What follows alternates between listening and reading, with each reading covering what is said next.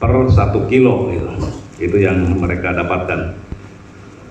Sedangkan untuk ancaman hukuman ya atau pasal yang dilanggar yaitu pasal 114 ayat 2 subside junto pasal 55 yaitu penyertaan ayat 1 KUHP dan pasal 62 Undang-Undang Nomor 5 tahun 97 tentang psikotropika yang ancaman hukumannya adalah 20 tahun penjara gitu. Jadi itu ya.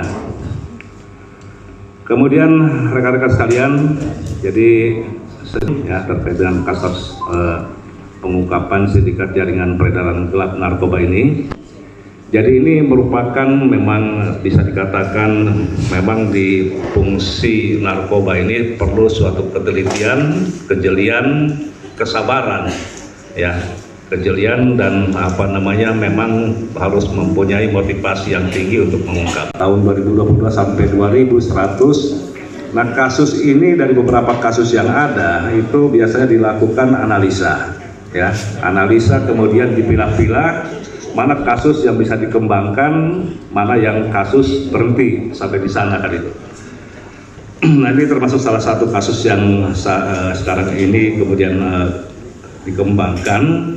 Ini sebenarnya berawal dari pengungkapan kasus di Jalan Abdullah ya, Daeng Sirwa, Makassar. Jadi menangkap tersangka Alfat lantai 31 kamar 302 Kota Surabaya. Nah, dari sinilah kemudian Kasat Narkoba ya, ada barang bukti sebesar